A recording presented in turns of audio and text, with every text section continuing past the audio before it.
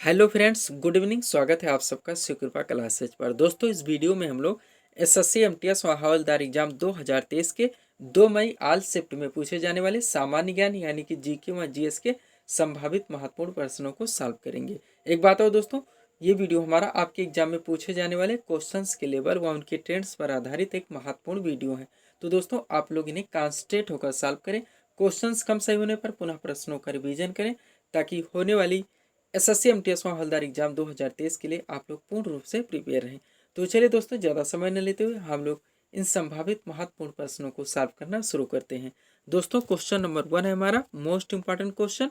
Question है दोस्तों, भारतीय संविधान सभा की पहली बैठक कब हुई थी। यानी हमें बताना है दोस्तों कि भारतीय संविधान सभा की पहली बैठक कब हुई थी। तो इसका राइट आंसर होगा 9 दिसंबर 1946 को। यहाँ पे एक महत्वपूर्ण स्टेटमेंट देखेंगे दोस्तों, ताकि इससे मिलते जुलते जो भी क्वेश्चंस है वो हमारे पूरी तरह से क्लियर हो सके।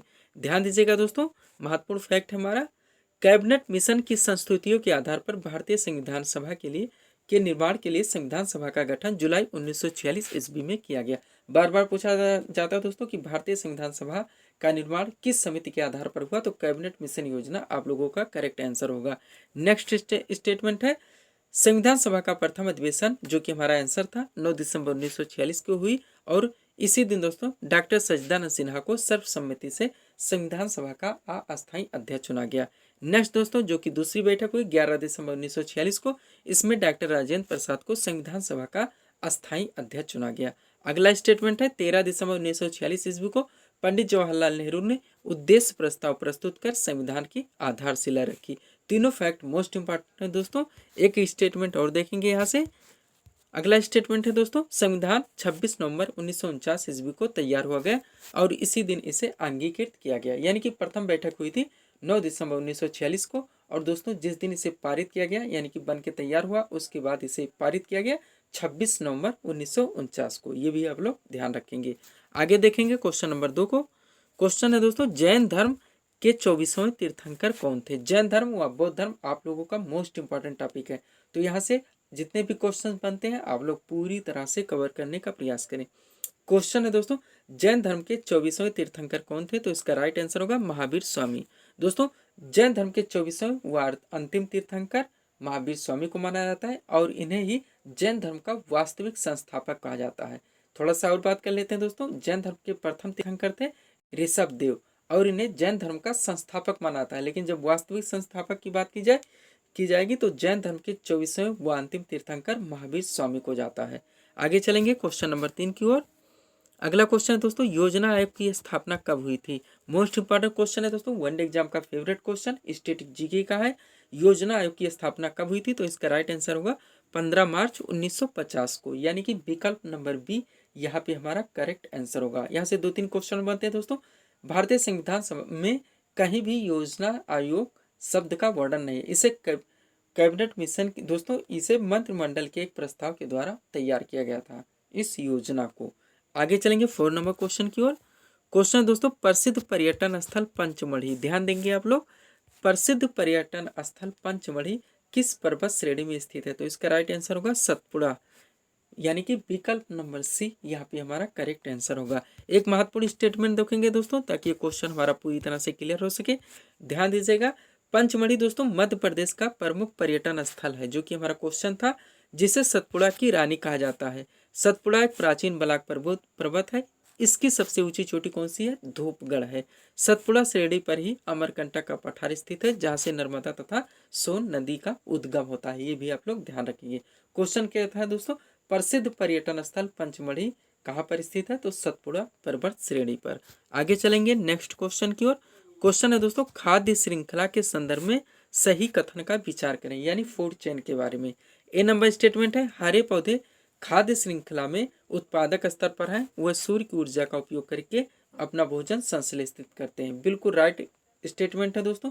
हरे पेड़ पौधे जो कि उत्पादक माने जाते हैं और ये प्रकाश संश्लेषण क्रिया के माध्यम से अपने भोजन का स्वयं निर्माण करते हैं, इसीलिए इन्हें स्वपोषी भी कहा जाता है। अगला स्टेटमेंट है, शाकाहारी जैसे हिरण, गाय आदि प्रथम श्रेणी के उपभोक्ता है। ये भी बिल्कुल सही हो जाएगा दोस्तों। हरे पेड़ पौधों की पत्तियों पर निर्भर होने वाले गाय व हिरण, इन्हें प्राथमिक उपभोक्ता कहा जाता है और ये शाकाहारी होते हैं क्योंकि ये हरे पेड़ पौधों की पत्तियों को खाकर अपने जीवन का निर्वाह करते हैं। नेक्स्ट स्टेटमेंट है यानी सी नंबर, मांसाहारी द्वितीय श्रेणी के उपभोक्ता है, बिल्कुल सही हो जाएगा दोस्तों, जिसमें हमारे शेर चीता आते हैं। ये प्राथमिक श्रेणी के उपभोक्ता पर निर्भर होते हैं, यानी कि गाय व हिरण के मांस को खाकर अपने जीवन का निर्वाह करते हैं, इन्हें द्वितीयक उपभोक्ता कहा जाता है। तो सी भी हमारा सही हो जाएगा। तो राइट कथन बनेगा दोस्तों, उपर्युक्त सभी कथन सत्य हैं, यानी कि विकल्प नंबर डी यहाँ पे हमारा करेक्ट आंसर है होगा। उम्मीद करते हैं दोस्तों ये क्वेश्चन भी आप लोगों को पूरी क्लियर हो गया होगा। आगे चलेंगे 6 नंबर क्वेश्चन की ओर। क्वेश्चन दोस्तों, निम्न में दूषित जल द्वारा फैलने वाले रोग हैं। हमें बताना है दोस्तों कि दूषित जल के सेवन से कौन कौन से रोग फैल सकते हैं। एक नंबर हैजा है, 2 नंबर टाइफाइड है, 3 नंबर हेपेटाइटिस है, 4 नंबर मलेरिया है। मलेरिया दोस्तों हम लोग जानते हैं मादा एनाफिलीज नामक मक्खी के काटने से होता है। तो यहाँ पे 4 नंबर हमारा हट जाएगा, तो डी भी हट जाएगा क्योंकि सभी कथन सत्य हैं, आंसर हमारा नहीं होगा। हैजा दोस्तों ये 1 नंबर, ये दूषित जल के सेवन से ही फैलने वाला रोग है। 2 नंबर भी टाइफाइड, ये भी दूषित जल के सेवन से फैलने वाला रोग है। और 3 नंबर दोस्तों हेपेटाइटिस, ये भी दूषित जल के सेवन से ही फैलने वाला रोग है। तो हमारा राइट आंसर होगा दोस्तों विकल्प नंबर 1, 2 व 3, ये तीनों कथन सत्य है। आगे चलेंगे दोस्तों 7 नंबर क्वेश्चन की ओर। क्वेश्चन है, वायुमंडल में सर्वाधिक मात्रा में पाई जाने वाली गैस है। वायुमंडल में सर्वाधिक मात्रा में कौन सी गैस यानी कि पाई जाती है। तो इसका राइट आंसर होगा दोस्तों नाइट्रोजन। फर्स्ट पे नाइट्रोजन, सेकंड पे ऑक्सीजन, थर्ड पे आर्गन व फोर्थ पे कार्बन डाइऑक्साइड वायुमंडल में पाई जाने वाली गैसें हैं। तो यहाँ पे राइट आंसर होगा विकल्प नंबर बी नाइट्रोजन, जो कि वायुमंडल में सर्वाधिक मात्रा में पाई जाती है। 8 नंबर क्वेश्चन देखेंगे हम लोग। क्वेश्चन है दोस्तों, विश्व में सर्वाधिक लंबी समुद्र तटरेखा वाला देश कौन सा है। तो इसका राइट आंसर होगा दोस्तों कनाडा। वहीं पे अगर भारत के परिप्रेक्ष्य में बात की जाए, यानी कि भारत में कौन सा राज्य है जिसकी तटरेखा सबसे ज्यादा समुद्र को टच करती है, तो हमारा आंसर होगा गुजरात। यहाँ पे राइट आंसर बनेगा दोस्तों विश्व में सर्वाधिक लंबी समुद्र तटरेखा वाला देश है कनाडा। आगे चलेंगे 7 नंबर क्वेश्चन की ओर। क्वेश्चन है दोस्तों, भारत में मनसबदारी प्रथा की शुरुआत क्यों की गई। भारत में मनसबदारी प्रथा की शुरुआत क्यों की गई थी। इसका राइट आंसर होगा दोस्तों अधिकारियों के वेतन के लिए, यानी कि विकल्प नंबर बी यहाँ पे हमारा करेक्ट आंसर होगा। अकबर के द्वारा दोस्तों भारत में मनसबदारी प्रथा की शुरुआत की गई थी अधिकारियों के वेतन के लिए, ये भी आप लोग ध्यान रखेंगे। एक महत्वपूर्ण स्टेटमेंट है दोस्तों, थोड़ा सा देख लेते हैं यहाँ पे। भारत में मनसबदारी पद या प्रथा की शुरुआत अधिकारियों के वेतन के लिए सर्वप्रथम अकबर के द्वारा शुरू की गई थी। आप लोग ध्यान रखेंगे दोस्तों, बार बार पूछा आता है। इसमें सैनिक और गैर सैनिक दोनों अधिकारी शामिल थे। आगे चलेंगे दोस्तों 10 नंबर क्वेश्चन की ओर। क्वेश्चन है दोस्तों, वर्तमान में भारतीय नागरिकों को कितने मूल अधिकार प्राप्त हैं। वर्तमान में भारतीय नागरिकों को कितने मूल अधिकार प्राप्त हैं। तो राइट आंसर होगा दोस्तों विकल्प नंबर बी 6 मौलिक अधिकार। प्रारंभ में दोस्तों हम लोग जानते हैं 42वें संविधान संशोधन के द्वारा मूल अधिकार को संविधान में जोड़ा गया था। उस समय 7 थे, लेकिन 44वें संविधान संशोधन के द्वारा संपत्ति के अधिकार को मूल अधिकार से हटा दिया गया। तो वर्तमान में मूल अधिकारों की संख्या 6 है। सब्सक्राइब करें दोस्तों आप हमारे चैनल शिव कृपा क्लासेज को इसी तरह के वीडियोस के लिए। आगे चलेंगे 11 नंबर क्वेश्चन की ओर। क्वेश्चन है दोस्तों, भारत का आदर्श राष्ट्रीय वाक्य सत्यमेव जयते कहाँ से लिया गया है। तो इसका राइट आंसर होगा मुंडकोपनिषद, यानी कि विकल्प नंबर बी यहाँ पे हमारा करेक्ट आंसर होगा। 12 नंबर क्वेश्चन देखेंगे दोस्तों, उज्जैन किस नदी के तट पर स्थित है, ये पूछा जा रहा है 12 नंबर क्वेश्चन में। तो हमारा राइट आंसर होगा दोस्तों क्षिप्रा नदी, यानी कि विकल्प नंबर बी यहाँ पे हमारा करेक्ट आंसर होगा। उज्जैन क्षिप्रा नदी के तट पर स्थित है। क्वेश्चन नंबर 13 देखेंगे, पाटलिपुत्र नगर की स्थापना किसने की थी, ये हमें बताना है। क्वेश्चन नंबर 13 में हमारा राइट आंसर होगा दोस्तों पाटलिपुत्र नगर की स्थापना उदयन ने की थी, यानी कि विकल्प नंबर सी यहाँ पे हमारा करेक्ट आंसर होगा। 14 नंबर क्वेश्चन देखेंगे हम लोग। क्वेश्चन है दोस्तों, ब्रह्म समाज की स्थापना किसने की थी। प्रमुख समाज सुधारक से मोस्ट इंपॉर्टेंट क्वेश्चन है दोस्तों। इसका राइट आंसर होगा राजा राम मोहन राय। ब्रह्म समाज की स्थापना 1828 ईस्वी में राजा राम मोहन राय ने की थी। उसके बाद दोस्तों स्वामी दयानंद सरस्वती की बात की जाए तो आर्य समाज की स्थापना वेदों की ओलोटो व सत्यार्थ प्रकाश, ये तीनों किसका है दोस्तों। तो स्वामी दयानंद सरस्वती का है। राजा राम मोहन राय का हमारा ब्रह्म समाज हो गया। स्वामी विवेकानंद, इन्होंने दोस्तों रामकृष्ण मिशन की स्थापना की थी, ये भी आप लोग ध्यान रखेंगे। आगे चलेंगे 15 नंबर क्वेश्चन की ओर। क्वेश्चन है दोस्तों, विजयनगर राज्य किस नदी के तट पर स्थित था। विजयनगर राज्य किस नदी के तट पर स्थित था। तो इसका राइट आंसर होगा दोस्तों तुंगभद्रा नदी, यानी कि विकल्प नंबर सी यहाँ पे हमारा करेक्ट आंसर होगा। एक महत्वपूर्ण स्टेटमेंट देखेंगे दोस्तों ताकि यहाँ से जो भी क्वेश्चन बनते हो हमारे क्लियर हो सके। ध्यान दीजिएगा आप लोग दोस्तों, कृष्णा नदी की सहायक तुंगभद्रा नदी, जो कि हमारा आंसर था, के तट पर हरिहर प्रथम एवं बुक्का राय प्रथम नामक दो भाइयों ने 1336 ईस्वी में विजयनगर राज्य की स्थापना की थी। विजयनगर का वर्तमान नाम हम्पी है। इस साम्राज्य पर चार राजवंशों ने शासन किया था। उनका क्रम देखें दोस्तों तो सबसे पहले संगम वंश, फिर सालू वंश, फिर तुलु वंश और लास्ट में दोस्तों अराविडु वंश। और इन्होंने लगभग 300 वर्षों तक दोस्तों यहाँ पे शासन किया था। सब्सक्राइब करें दोस्तों आप हमारे चैनल शिव कृपा क्लासेज को इसी तरह के वीडियोज के लिए। 16 नंबर क्वेश्चन देखेंगे हम लोग। 16 नंबर क्वेश्चन है दोस्तों, निम्नलिखित में से किस राज्य से होकर कर्क रेखा गुजरती है। तो दोस्तों कर्क रेखा भारत के 8 राज्यों से होकर गुजरती है। पश्चिम से पूर्व अगर हम लोग क्रम से बात करें तो गुजरात, राजस्थान, मध्य प्रदेश, छत्तीसगढ़, झारखंड, पश्चिम बंगाल, त्रिपुरा और मिजोरम। अब विकल्प देखेंगे दोस्तों तो बिहार आया नहीं है, ओडिशा आया नहीं, उत्तर प्रदेश आया नहीं है। तो हमारा राइट आंसर होगा इनमें से दोस्तों गुजरात से होकर गुजरती है, यानी कि विकल्प नंबर ये यहाँ पे हमारा करेक्ट आंसर होगा। दोस्तों कर्क रेखा है कक्षांशीय रेखा जो 23.5 डिग्री नॉर्थ है और यह भारत के 8 राज्यों से होकर गुजरती है। 17 नंबर क्वेश्चन देखेंगे हम लोग। क्वेश्चन है दोस्तों, सोज नहर किन दो सागरों को जोड़ती है। ऐसे दो क्वेश्चन बनते हैं जो दोस्तों जो कि बार बार पूछे जाते हैं। क्वेश्चन है दोस्तों, सोज नहर किन दो महासागरों को जोड़ती है। तो इसका राइट आंसर होगा भूमध्य सागर को लाल सागर से, यानी कि विकल्प नंबर ये यहाँ पे हमारा करेक्ट आंसर होगा। दोस्तों सोज नहर भूमध्य सागर को लाल सागर से जोड़ती है। वहीं अगर पनामा नहर की बात करें तो यह अटलांटिक महासागर को प्रशांत महासागर से जोड़ती है।